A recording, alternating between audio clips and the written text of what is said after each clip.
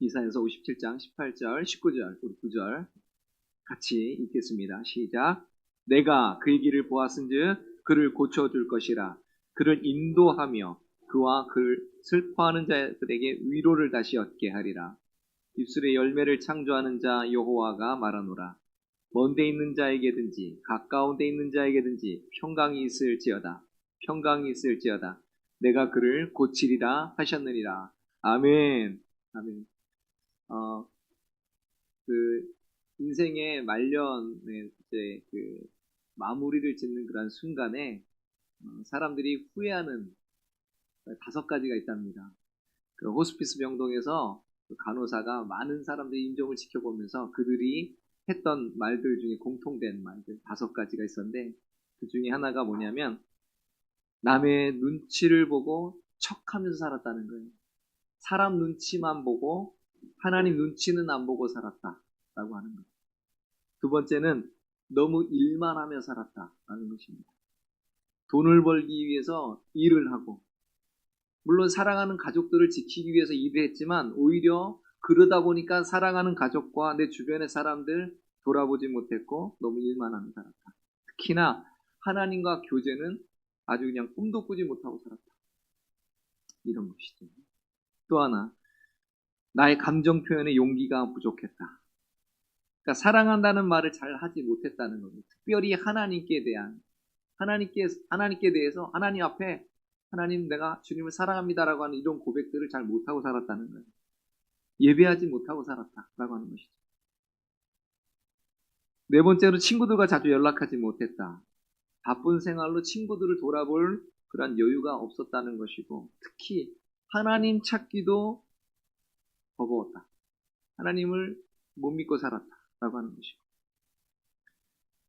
5번째, 행복을 위해 살아보지 못했다라고 하는데요. 진정한 행복은 하나님을 창조하신 우리 하나님께로부터 오는데 그러한 사실을 모르고 살았다라고 하는 것.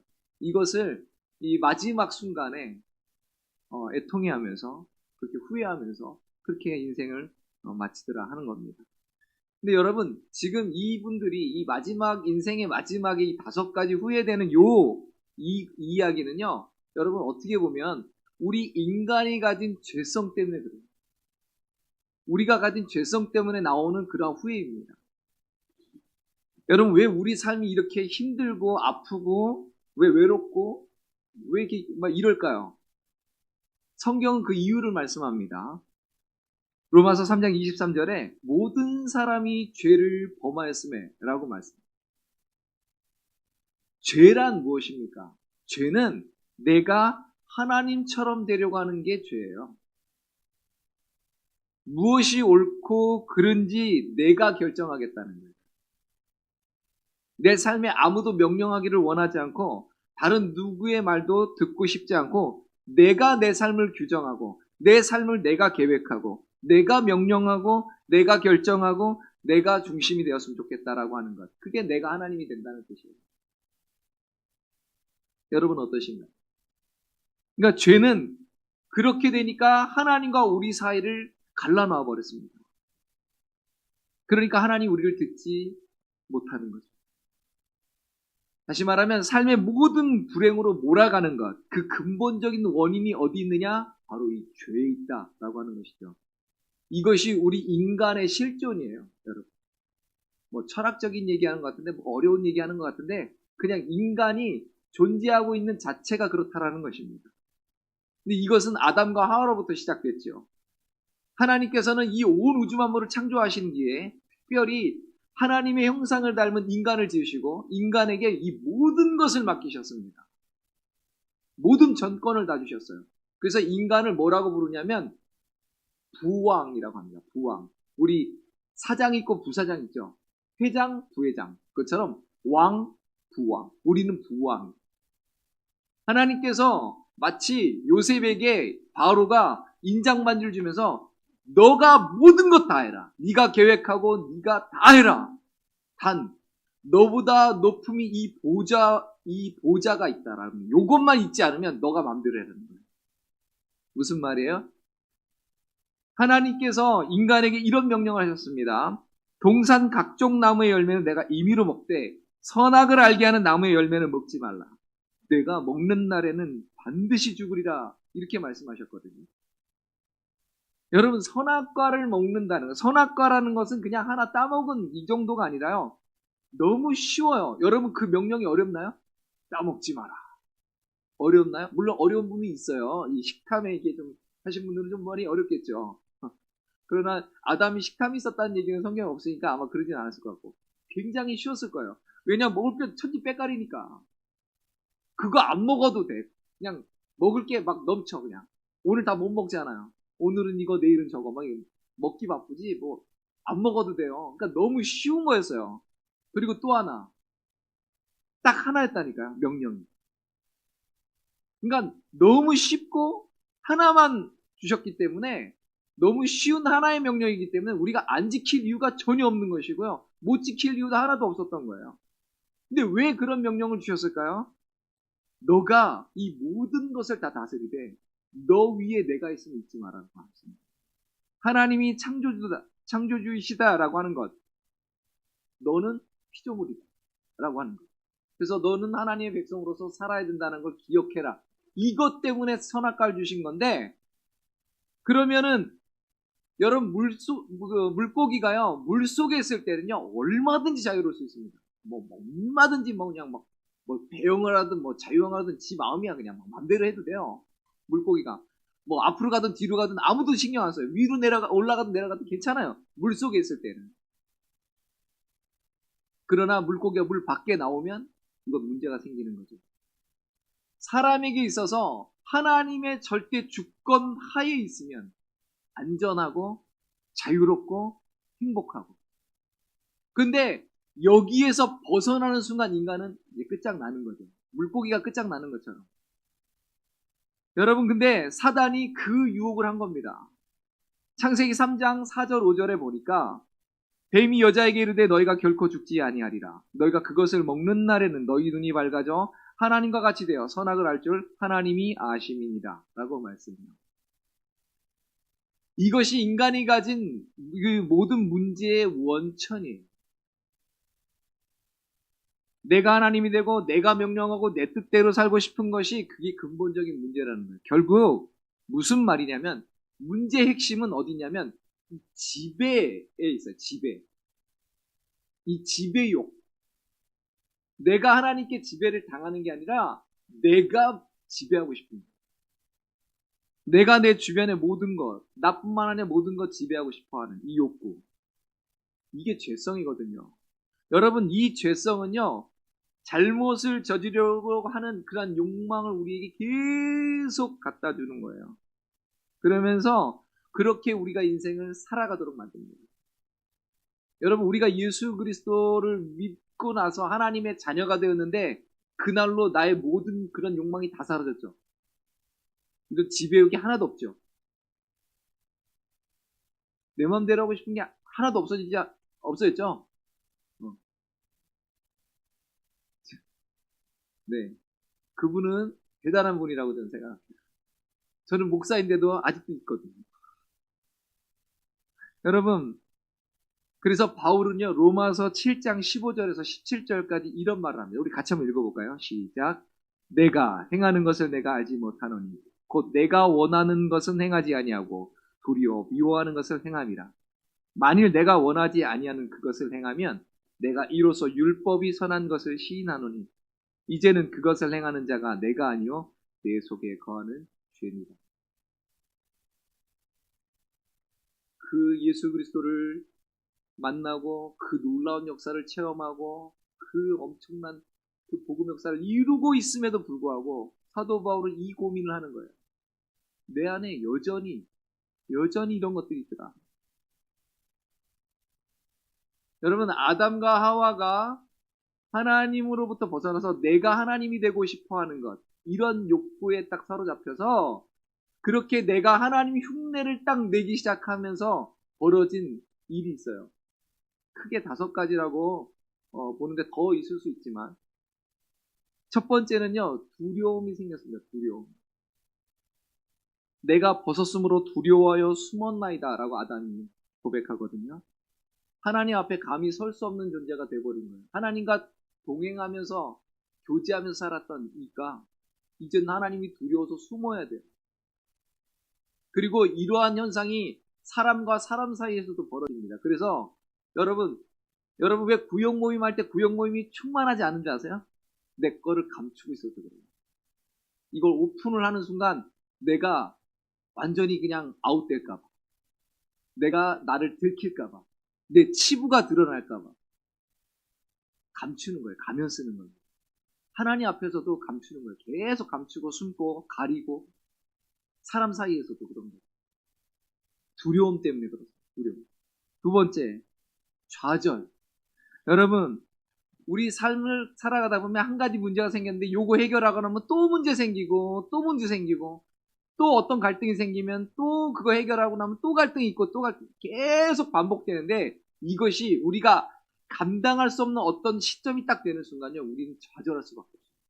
근데 그런 시점이 와요. 세 번째, 하나님 흉내를 내면서 오는 것, 피로감. 여러분, 왜 우리 인생이 이렇게 피곤할까요? 사는 게 너무 피곤하지 않으세요? 왜냐하면 스스로 살아남기 위해서 발버둥 치기 때문이죠. 여러분 한번 생각해 보세요. 바다에다 툭 담가놨는데 거기다가 튜브나 구명조끼를 주면 힘 한 개도 안 들거든요. 그냥 이렇게 기대고 있으면 되거든요. 특히 배에 타고 있으면 나 힘 안 줘도 돼요. 그런데 그 사람을 갖다 바다에 한가운데 밀어놓은 그 순간부터 내가 휘저어야 되거든요. 안 깔아앉으려면. 인간이 그렇게 됐다고요. 하나님의 보호막이 거쳐버리니까 내가 스스로 보호해야 되고 내가 스스로 뭔가 쌓아야 되고 살아남아야 되거든요. 그러니까 피곤한 거예요. 피곤한 거예요. 네 번째, 실패가 다가왔습니다. 여러분, 예수 그리스도 밖에 있으면 성공과 때 실패인 거 아십니까? 여러분, 세상에 많은 것들을 이룬 사람들이 어떤 사람은 정직하게 얘기하고 가는 사람이 있는가 하면 많은 사람이 대충 그거를 말 안 하고 가버려요. 뭐냐면 내가 인생 살아보니까 뭔가 되게 이룬 것 같은데 너무너무 아쉽고 내가 살아보니까 이게 실패한 것 같고 이런 얘기를 하고 가요. 정직한 사람들은 하고 가는데 그거를 차마 말 못하고 가는 사람들. 이 실패를 하게 돼 있습니다. 우리는. 하나님 밖에 있으면 성공과 때 실패를 하니까. 다섯 번째, 이게 제일 큰 문제인데 죽어요. 죽음. 여러분, 주님께서 뭐라고 하셨습니까? 이거 먹으면 정령 죽으리라 말씀하셨잖아요. 정말 그 말씀대로 인간에게 남는 게 죽음밖에 없다니까요. 이 세상에 모든 거를 다 이겨보는데 안 되는 게 하나 있는 게 이 죽음이에요. 그러니까 이거 이겨보려고 지금 과학을 발달시키는 겁니다. 여러분, 왜 의학을 발달시키고 하냐면 안 죽는 거 하려고, 병 안 걸리고 안 죽으려고 발버둥을 쳐보는 거예요. 근데 저는 뭐 개발될 수도 있다고 생각을 해요. 안 죽는 게 어떻게 개발될 수 있다고 생각해요. 뭐 2035년인가까지만 살면 그 다음부터 100세 시대라면서요.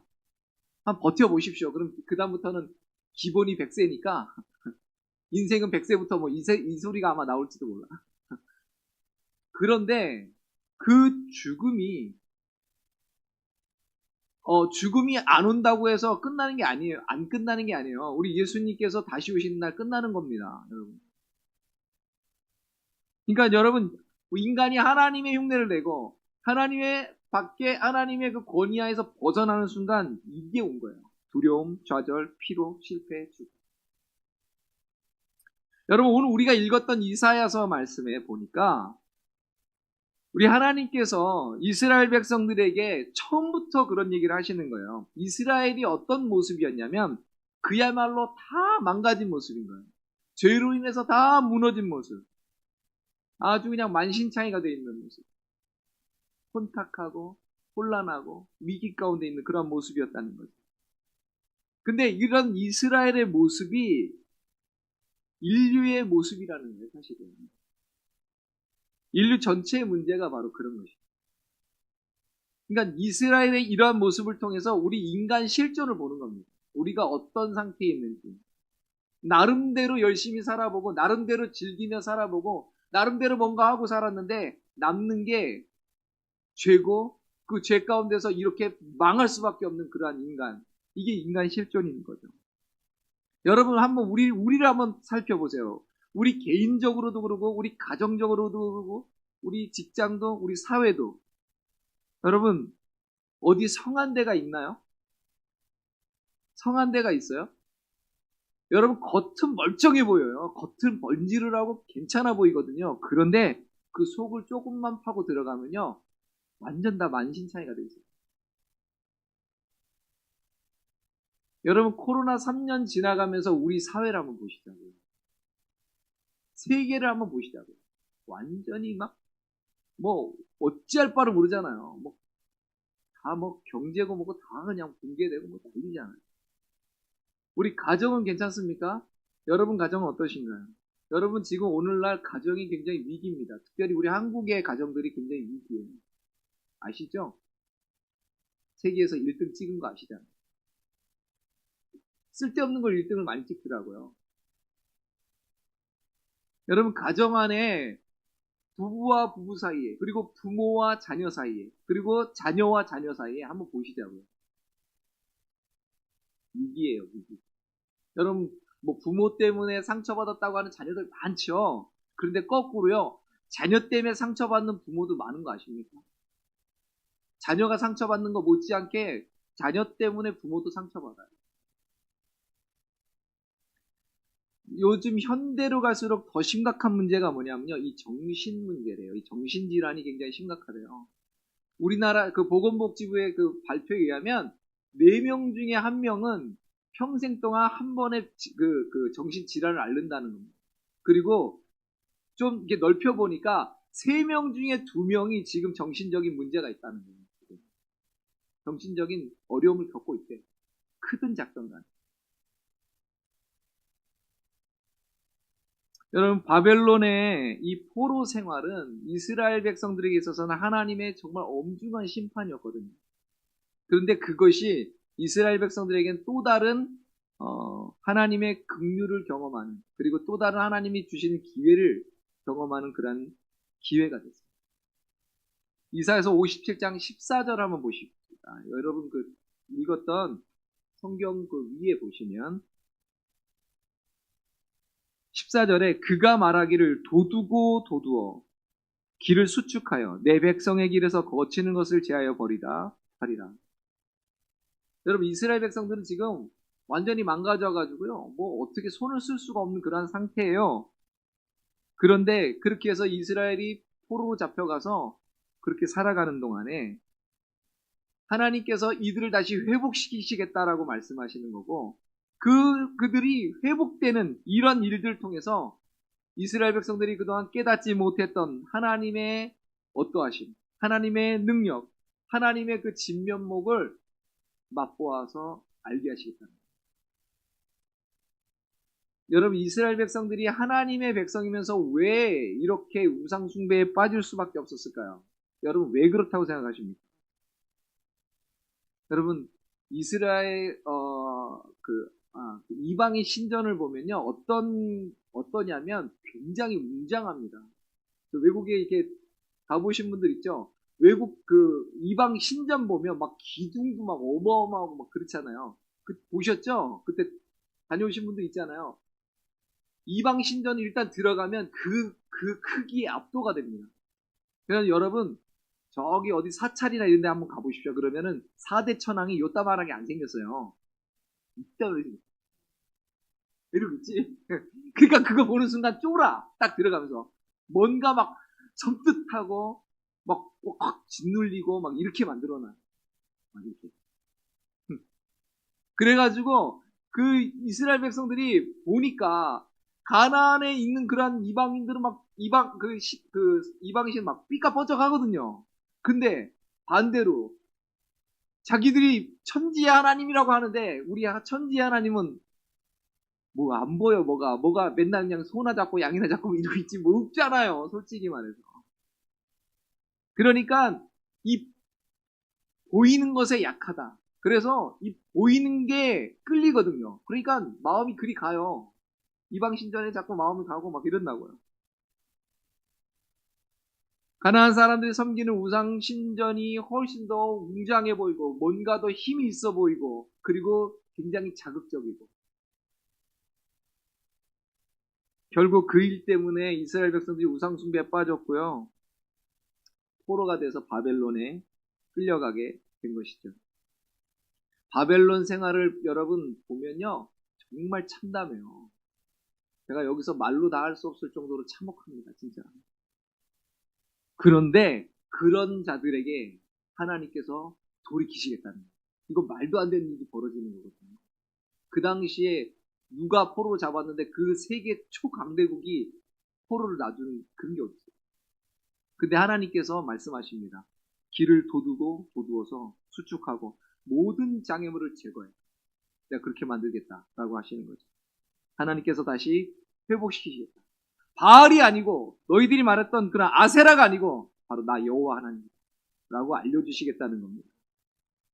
여러분 이사야서 57장 15절을 한번 그 앞부분만 한번 읽어보겠습니다. 그 하나님이 어떤 분인지가 나와요. 같이 읽어봅니다. 시작. 지극히 존귀하며 영원히 거하시며 거룩하다 이름하느니. 아멘. 예, 여기까지만 읽게요. 여러분 지극히 존귀하며 영원히 거하시며 거룩하다 하느니.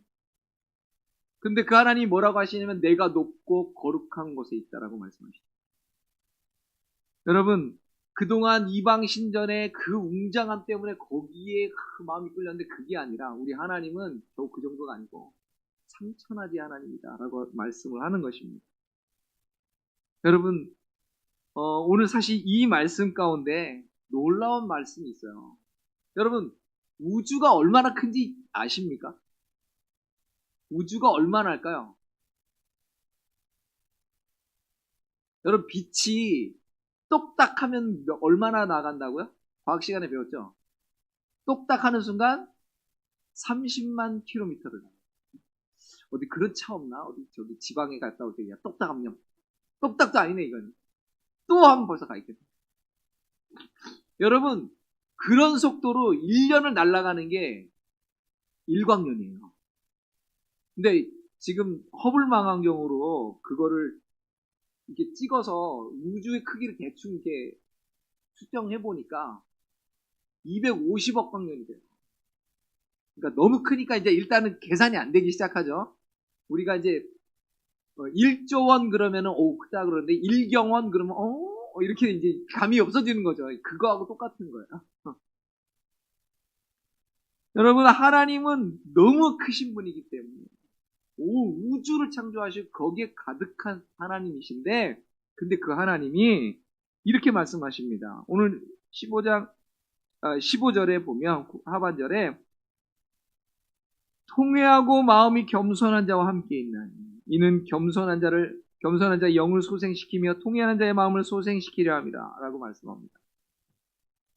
그 엄청난 하나님이 누구와 함께 하냐면 우리가 겸손한 사람, 통회하는 사람, 하나님께 돌이키고 회개의 삶을 살아가는 이 사람에게 함께 하신다는 거예요. 문제는 뭐예요? 하나님께서 아무리 그런 분이다 얘기하고 능력을 베푸시고 구원을 베푸셔도 이스라엘 백성들이 마음에 안 돌이키거든요. 그러다 보니까 그들이 계속해서 범죄를 하니까 하나님께서 어떻게 해요? 내가 너희를 계속해서 그렇게 했음에도 불구하고 여전히 너희들은 죄 가운데 있다라고 말씀을 해요. 여러분 17절을 한번 보겠습니다.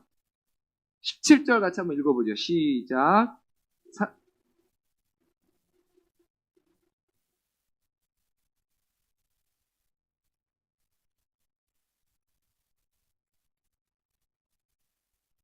네, 16절부터 보신 분들이 17절만 먼저 보면요.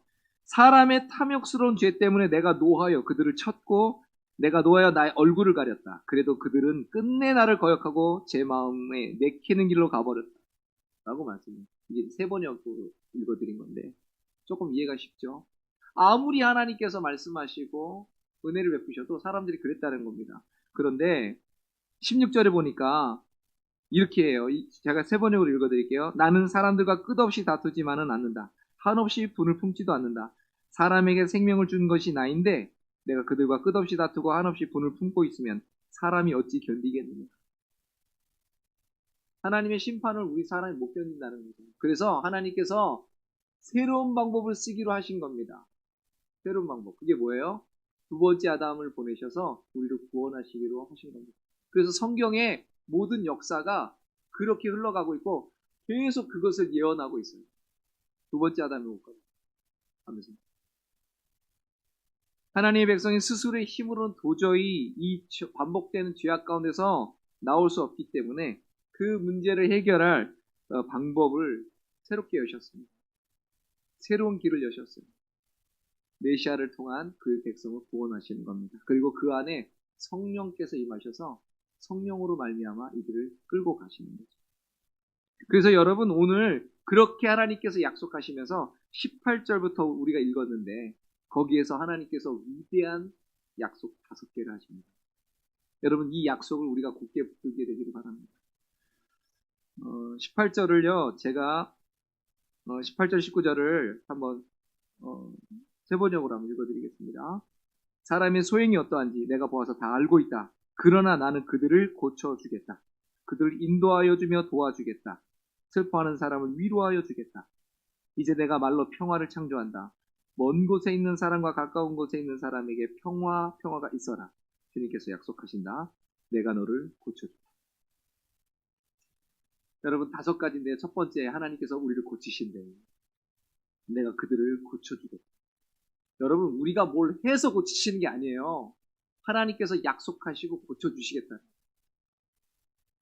하나님은 우리의 소행이 어떠한지 다 알고 있어요. 이거 어쩔 수 없는구나. 알아요. 죄로 인해서 엉망진창이 되고 상처난 인생을 살고 있는 우리 인생, 우리를 보시고 말씀하세요. 내가 너를 고쳐주겠다. 우리 성경은 하나님께서 우리를 치유하는 하나님이라고 말씀하십니다. 우리 엉망진창 되어버린 삶, 다 망가져버린 삶 누가 치유합니까? 오직 우리 예수 그리스도만이 유일한 구원의 길이고 진리고 생명 되시는 거예요. 우리 예수님께서 그래서 이 땅에 오셔서 하신 일이 병자를 고치시는 겁니다. 계속해서 내가 너희를 치료하는 여호와라고 말씀하시는 겁니다. 두 번째는 우리를 인도하시겠다고 말씀하세요. 하나님 우리가 혼란에 빠졌을 때 그들을 인도하여 주며 도와주겠다고 말씀합니다. 여러분 우리는 각자가 인생을 지금 살아가고 있는데 저마다 뭔가 길을 찾지만 참 혼란스럽거든요. 제대로 길을 찾는 것 같은데 길이 아닌 것 같고 막 헤맨단 말이죠. 마치 광야에서 길을 헤매듯이 그렇게 헤맨단 말이죠. 그래서 목마르고 주리고 고통하고 좌절하고 피곤해한단 말이죠. 그런데 하나님께서는 광야에서 이스라엘 백성들을 구름기둥과 불기둥으로 인도하시고 앞서 행하시면서 그들 대신에 싸우시고 그들에게 만나를 내리시고 반석에서 물을 내시고 그런 일을 하셨던 것처럼 그렇게 해주시겠다는 겁니다. 여러분 제가 지난 금요일 날 내비게이션 얘기했죠. 여러분 우리 하나님께서는 우리의 내비게이션이 되어주셔요. 우리가 혹시 잘못 가도 우리를 마침내 그 하나님께로 인도하시는 그런 일을 하시겠다는 거예요. 이제 버리지 않고 우리를 반드시 끌고 그렇게 가시겠다는 것입니다. 여러분 세 번째로요 위로하심이에요. 하나님은 아무도 우리 문제를 이해하지 못한다고 그렇게 여기는 순간에 내가 슬퍼하는 사람들을 위로하여 주겠다고 말합니다. 여러분 이 세상에 그 누구도 우리 위로 못합니다. 누가 우리를 위로합니까? 위로할 자가 없어요. 근데 주님께서만 우리를 진짜로 위로해요. 여러분 엘리야가 갈멜산에서 불을 내려가지고 그 어마어마한 역사를 이루었음에도 불구하고 이세벨이 잡아 죽인다고 그러니까 도망가기 시작하는데 영적으로 완전히 그냥 다 다운이 돼가지고요. 이제 로뎀나무 밑에서 뭐라고 하냐면 하나님 조카오니 이제 죽여주십시오 그럽니다. 내가 저 여자한테 잡히면 나는 끔찍해서 나 못 견딥니다. 난 그냥 여기서 그냥 조용히 죽여주십시오. 이렇게 얘기한다고요. 근데 하나님께서 거기서 어떻게 하셨나요? 구하거나 생각하는 것에 넘치도록 역사하셨죠.